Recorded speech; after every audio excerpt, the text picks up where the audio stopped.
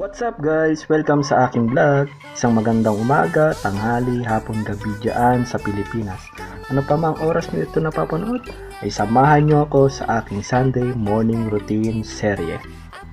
Napala guys, maalala ko lang kapag Sunday nung nasa Pilipinas pa ako, tanghali na ako kung gumising. Kasi ba naman sinusulit ko ang pahinga ko dahil sa trabaho dyan sa Pilipinas, sobrang dami. Di katulad dito sa abroad. Kung ano lang yung trabaho mo, yun lang yung gagawin. At ngayon, tara, samahan nyo ako. 7 o'clock na nga ako ng magising, Medyo hindi maganda ang panahon ngayon dito sa Tanzania. O nga pala guys, ang Tanzania nga pala ay nandito banda sa East Africa. At ngayong November, ay nasa rainy season na pala ito. Tumatagal ito ng hanggang 5 buwan, pero hindi naman araw-araw umuulan. Matanong ko lang ulit, guys, sino na ba sa inyo nakakita na ng uwak na kulay puti ang katawan? Usually black, tama ba? Dito kasi sa Tanzania, ganun ang kulay dito. Sinimulan ko na nga palang buksan ng ilaw, guys, para lumiwanag. Wag nyo na lang pansinin yung magulo kong lakar ko na yan. Paano ba naman? Aayusin ko yan. Tapos pag kukuha ko ng damit, isa ilalim pa kukuha. O kung hindi naman, kung ano ang magustuhan, yun ang kukunin. Aminin, kayo din ba guys? Kung nagtupi ka ng ayos, tapos guguluhin mo lang din. Buwelo lang ako at ako'y magsasandong muna. At para presentable tayo sa ating vlog. First time ko nga lang mag-abroad at ngayon ko lang naranasan itong mga ganitong hanap buhay dito sa labas ng bansa. Ayan, at nag-umpisa na ako magligpit ng aking higaan. Kasi every Sunday at rest day namin, wala maglilinis ng room namin. At naka-rest day din kasi sila. Kaya ako na ang gumagawa nito sa kwarto ko. Saan ka pa? Para kang senyorito. Every Monday to Saturday, pag uwi mo after work, okay na lahat. May tagaligpit ka na ng higaan, may tagalaba din ng damit mo. Wow, sosyal! Malinis na malinis ang iyong kwarto pag uwi mo. Yung higa ka na lang, pagising mo, kakain, syempre, maliligo, at pagpasok. Makikita nyo na naman lakar ko. Tapos na ako magligpit, kita nyo naman, at maglinis ng kwarto. Oras na para magsipilyo at maghilamos na ng mukha. Let's go! Check. May stress o pagod ka na ba? Gusto ko lang ipaalala sa'yo na kahit gaano ka ka-stress ngayon, huwag kang sumuko sa mga pangarap mo. Kailangan mong tandaan parati na magtiwala sa progress na nangyayari sa buhay mo. At alam ko na minsan sobrang hirap at sobrang nakakabago din talaga.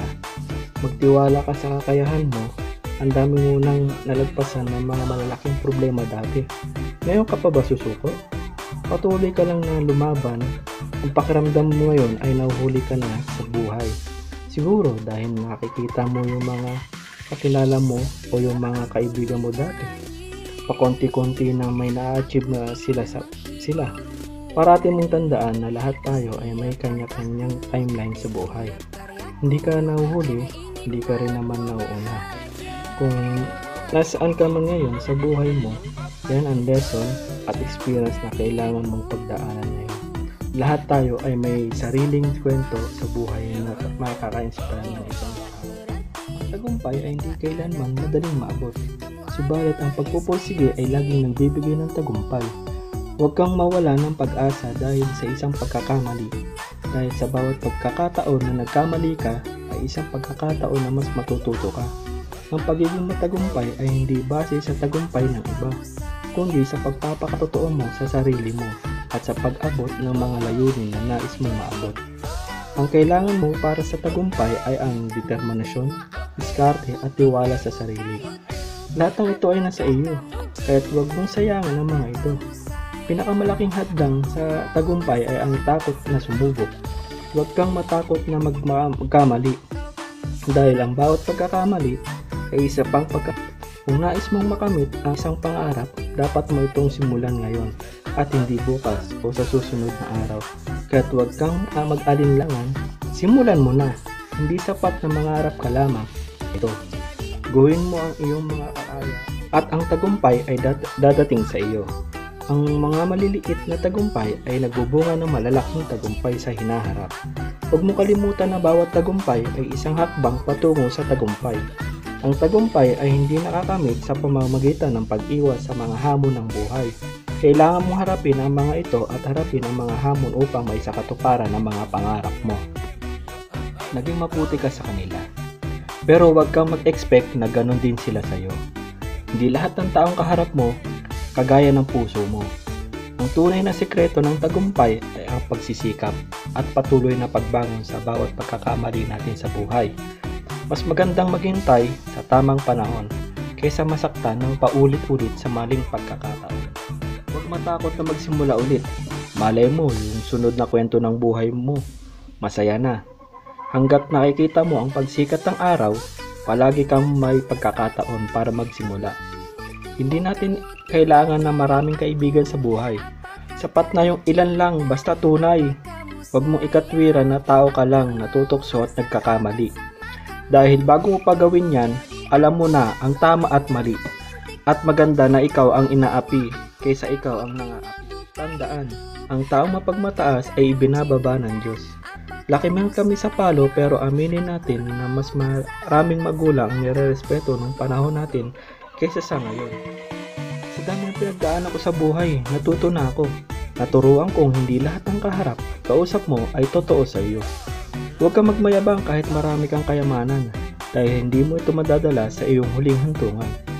Minsan lang tayo may pagkakataong mabuhay sa mundo. Piliin nating maging masaya at walang tinatapakang tao. May panahon na gusto mong magsalita, pero hindi mo magawa.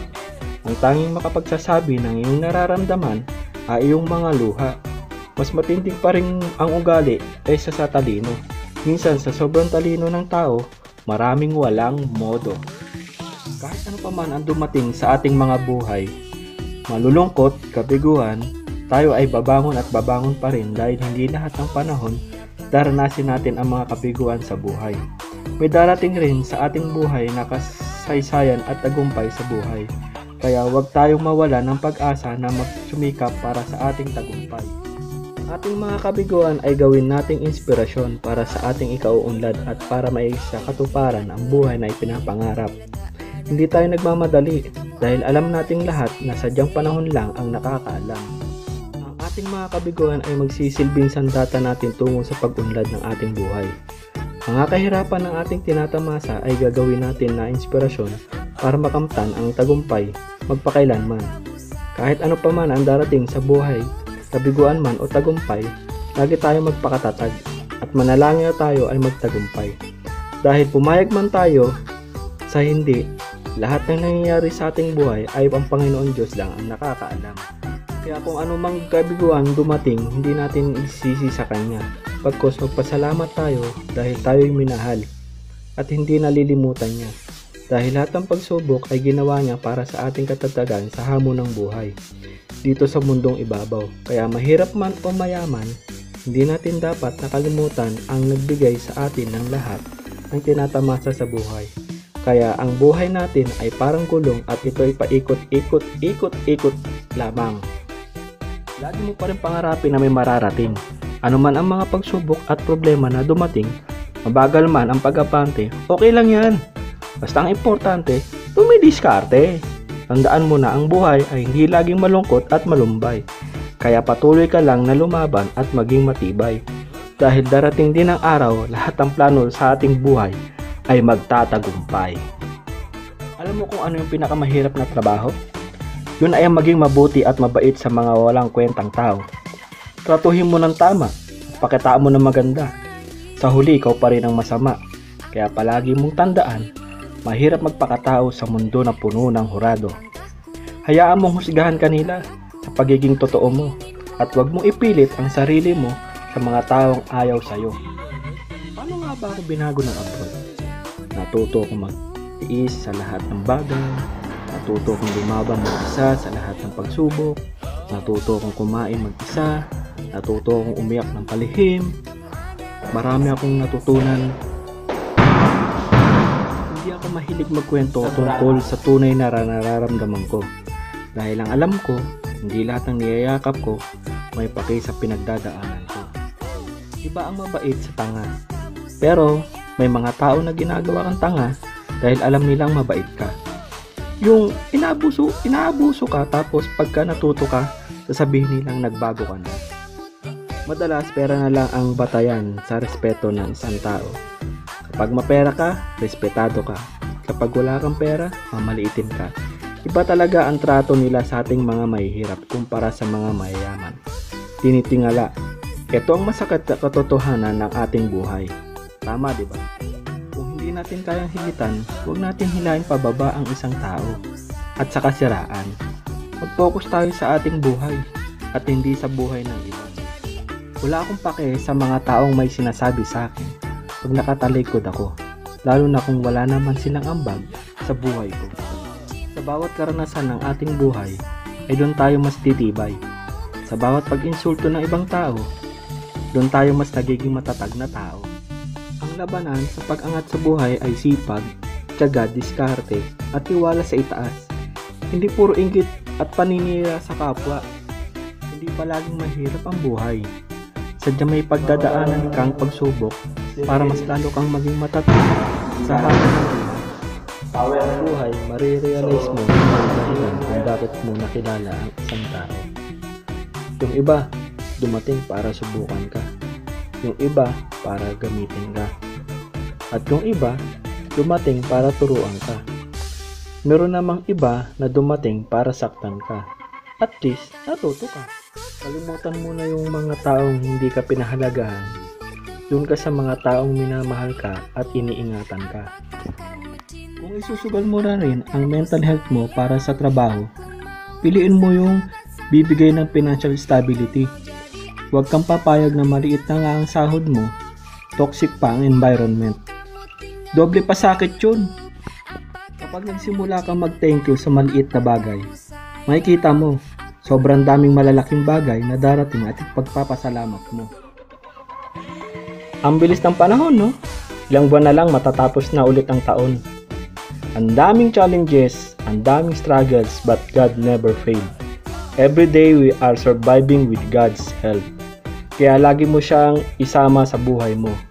Pray and always be grateful. Maraming salamat po.